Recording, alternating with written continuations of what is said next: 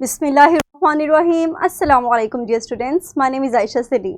I hope you all are fine and doing well. Today the topic of our discussion is composition of blood. In today's SLO we are going to discuss that we will describe the composition of blood और हम मज़ीद इसके components के functions को describe करेंगे that are red cells, white cells and platelets. So let's start our lesson with a pre-reading question. Dear students, quickly tell me that अगर मैं आपको कहूँ कि आप ब्लड को डिज़ाइन करें लेकिन उसके अंदर 3 खूबियाँ होनी चाहिए, carry oxygen, fight infections and healing bounds, इन 3 खूबियों, इन 3 करेक्टरिस्टिक्स के साथ आप ब्लड को किस तरह से कंपोज करेंगे? Very good. Dear students, do share your ideas with your class fellows and your teachers too. Dear students, हमारे पास आज का जो लेसन है वो ब्लड की इसी कंपोजिशन के गिर्द का हम इसको कवर करेंगे। अगर हम इसको सबसे पहले ब्लड को डिफाइन करें तो खून सिर्फ एक सिंपल टर्म नहीं बल्कि इसके बहुत से फंक्शंस भी हैं हमारी बॉडी के अंदर, और वो फंक्शंस कौन से हैं, क्या आप मुझे उनकी लिस्ट बता सकते हैं? Very good. हमारे पास ब्लड सबसे पहले एक फ्लूइड है, it is a fluid connective tissue. मज़ीद अगर इसके फंक्शन को देखें तो हम अपने प्रीवियस लेक्चर्स में पढ़ते आ रहे हैं कि blood helps in the transportation of nutrients, in the transportation of oxygen, gases exchange के अंदर ब्लड बहुत अहम रोल प्ले करता है।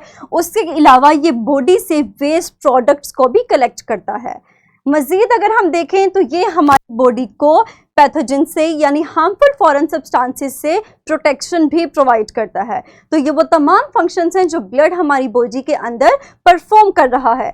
अगर इसके कंपोनेंट्स की बात करें तो हमारे पास ये सारे फंक्शन ब्लड अपने कुछ बहुत ज़रूरी, बहुत अहम कंपोनेंट्स की वजह से परफॉर्म करता है। और वो कंपोनेंट्स कौन से हैं? हमारे पास white blood cells, plasma, platelets and RBCs या रेड ब्लड सेल्स। क्या आप मुझे रेड ब्लड सेल्स का फंक्शन बता सकते हैं? Very good. We know that red blood cells are a type of cells that are responsible for the transportation of oxygen due to the presence of hemoglobin.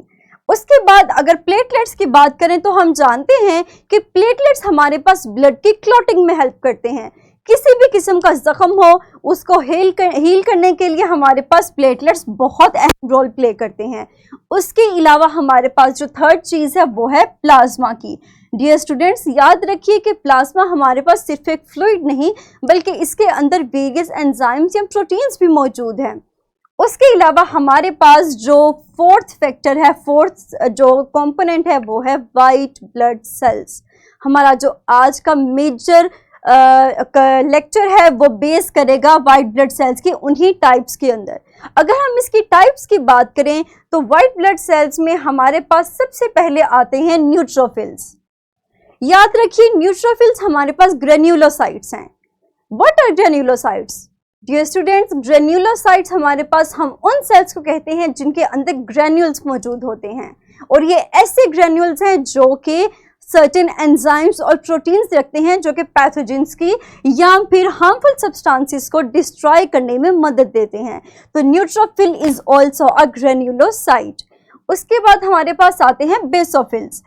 Dear students, ये भी हमारे पास granulocytes हैं और ये ऐसे हार्मफुल केमिकल जिसको हम हिस्टामाइन कहते हैं वो रिलीज करता है कब? In response to any allergic reaction in human bodies. अगर हम थर्ड की बात करें तो eosinophils, these are also granulocytes. और याद रखिए कि अगर हमारे पास कुछ ऐसे पैथोजेंस हैं जो कि न्यूट्रोफिल्स के ज़रिए से नहीं डिस्ट्रॉय किए जा सके, उनको हम डिस्ट्रॉय करेंगे योसिनोफिल्स की मदद से। और ये तीनों हमारे पास ग्रेन्युलोसाइट्स हैं। ये तीनों ग्रेन्युलोसाइट्स के एग्जांपल्स हैं, लेकिन मज़ीद जो आगे हम अक़साम को डिस्कस करेंगे वो सारे ए ग्रेन्युलोसाइट्स हैं, यानी वो उन ग्रेन्यूल्स नहीं रखते, उनके पास ऐसे एंजाइम्स या पार्टिकल्स मौजूद नहीं हैं जो कि रिलीज़ हो सकें और भी पैथोजेंस को डिस्ट्रॉय कर सकें। सबसे पहले हमारे पास आता है मोनोसाइट। ये एक ऐसा एक ग्रेन्युलोसाइट है जो कि फेगोसाइटिक सेल है। याद रखेंगे एक ऐसे सेल्स हैं जो कि पैथोजेंस को इनगल्फ करते हैं, उनको खा जाते हैं। मजीद अगर हम देखें आगे तो हमारे पास आते हैं लिम्फोसाइट्स। लिम्फोसाइट्स हमारे पास दो तरह के होंगे, first one B lymphocyte and then T lymphocyte, और ये हमारे पास एंटीबॉडीज को डेवलप करते हैं जो कि पैथोजेंस को डिस्ट्रॉय करने में मदद देती हैं। मजीद ये मेमोरी मेंटेन करते हैं ताकि अगर वही पैथोजन दोबारा से अटैक करे तो हमारी बॉडी डिफेंड कर सके। उसके बाद हमारे पास आते हैं मैक्रोफेजेस। ये मोनोसाइट्स की एक ऐसी अकसाम है जो कि पैथोजेंस की बाकियात को डिस्ट्रॉय करने में, उनकी रिमेन्स को डिस्ट्रॉय करने में मदद देती है। उसके बाद अगर हम देखें तो हमारे पास आते हैं डेंड्राइटिक सेल्स। ये ऐसी सेल्स हैं जो कि पैथोजेंस को अटैक करते हैं और इनकी इंफॉर्मेशन को पास करते हैं लिम्फोसाइट्स को, टी लिम्फोसाइट्स को। क्यों लिम्फोसाइट्स को पास करेंगे? हमने अभी देखा कि लिम्फोसाइट्स एंटीबॉडीज डेवलप करते हैं। तो डियर स्टूडेंट्स, हमारे पास इंफॉर्मेशन ट्रांसफ़र करने का मकसद भी यही है कि ये हमारे पास टी सेल्स को इन्फॉर्मेशन ट्रांसफ़र करते हैं ताकि फौरी तौर पे एंटीबॉडीज़ जनरेट की जा सकें और बॉडी की प्रोटेक्शन की जा सके। हम इसको बेहतर तरीके से समझते हैं एक एनिमेशन के ज़रिए। You can easily open this animation by clicking on the link. तो हम चलते हैं अपनी एनिमेशन की तरफ और सीखते हैं कि किस तरह हमारी बॉडी के अंदर ये सेल्स मौजूद होते हैं। आप देख सकते हैं कि आपकी स्क्रीन के ऊपर हमारे पास ब्लड की एक कंपोजिशन, एक ब्लड का फ्लो दिखा रहा है जिसके अंदर वेरियस टाइप्स ऑफ सेल्स मौजूद हैं। ये वाइट ब्लड सेल्स हो गए हमारे पास, ये हमारे पास प्लेटलेट्स हो गए, और फिलहाल इस फ्लो के अंदर हमारे पास वाइट ब्लड सेल नहीं है, लेकिन अगर आप नोट करें तो this is white blood cell. आप इस फ्लो को गौर से देखिए, and these are the white blood cells that are responsible for the defence of our body, और इन्हीं की अकसाम के बारे में अभी हमने डिस्कस किया।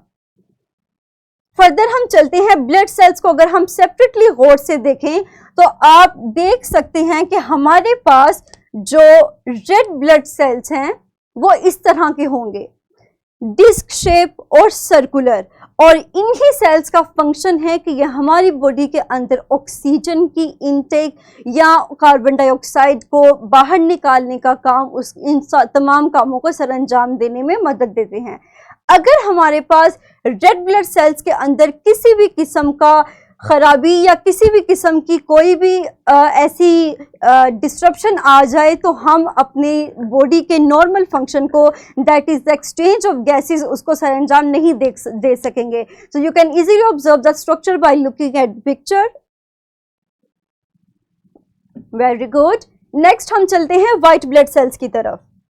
डियर स्टूडेंट्स, हमने अभी वाइट ब्लड सेल्स की जिन अकसाम को स्टडी किया, ये उन्हीं अकसाम के बारे में आपको दिखाया जा रहा है।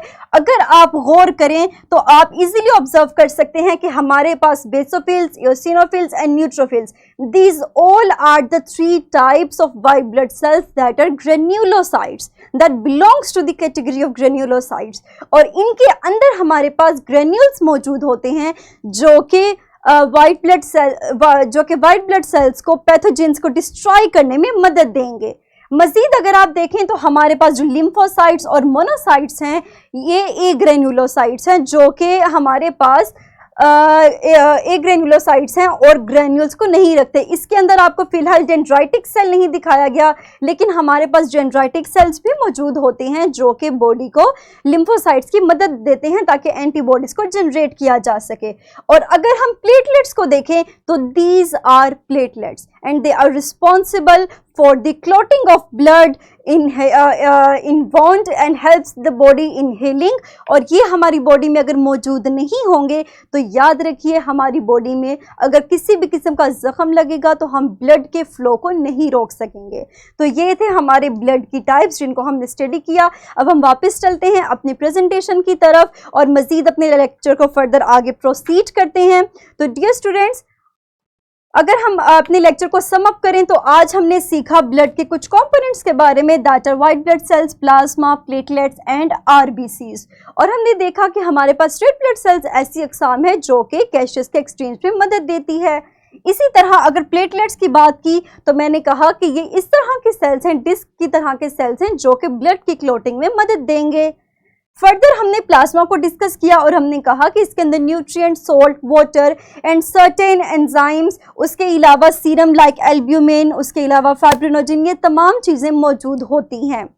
उसके बाद हमने वाइट ब्लड सेल्स की अक़साम को डिस्कस किया। जब हमने इनकी अक़साम को डिस्कस किया तो मैंने आपको 7 तरह के आपको टाइप्स बताई। फर्स्ट 3 टाइप्स मैंने आपसे कहा कि ये ग्रेन्युलोसाइट्स हैं जिनके अंदर ग्रेन्यूल्स मौजूद होते हैं that are responsible for the destruction of pathogens.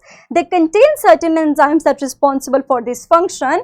उसके अलावा हमने न्यूट्रोफिल्स, बेसोफिल्स और इयोसिनोफिल्स के फंक्शंस के बारे में देखा कि ये पैथोजेंस को पकड़ती हैं, उनको डिस्ट्रॉय करती हैं, और अगर हमारे पास पैथोजेंस न्यूट्रोफिल से रह जाएं तो वो रिमेनिंग पैथोजेंस इयोसिनोफिल्स फौरी तौर पे अटैक करके ख़त्म करेगा।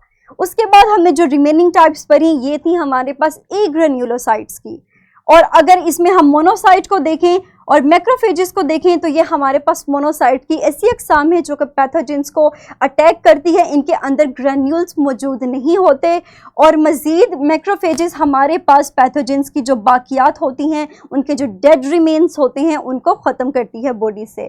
फर्दर हमने लिम्फोसाइट के बारे में पढ़ा और मैंने आपको कहा कि keep in mind that lymphocytes are of 2 types, number 1 of B lymphocytes and number 2 is T lymphocytes, and these lymphocytes are responsible for the destruction of pathogens and also they maintain the memory। और ये memory क्यों रखी जाती है? ताकि दोबारा से अगर पैथोजन का अटैक हो तो हमारी बॉडी उसको डिफेंड कर सके। मजीद हमने लास्ट टाइप के बारे में पढ़ा that are about dendritic cells. These are the type of cells that engulf the pathogen and pass this information in the form of antigens towards T cell for the formation of antibodies. तो ये था हमारा आज का lecture जिसमें हमने body के एक बहुत स्ट्रॉन्ग डिफेंस सिस्टम को, उसके अलावा ब्लड के कंपोनेंट्स को डिस्कस किया। Now use your knowledge to solve this worksheet. The link of this worksheet is also provided in the description of this video. Very good. Dear students, that is your homework. Note these questions and use your knowledge to solve them. That's all about today's lecture. Inshallah, in the next lecture, we'll achieve skill 2.9 and we will revise the key concepts of this chapter to reinforce our knowledge. I hope कि आपको आज का lecture clear हो चुका होगा. Take care of yourself. Thank you very much. Allah Hafiz.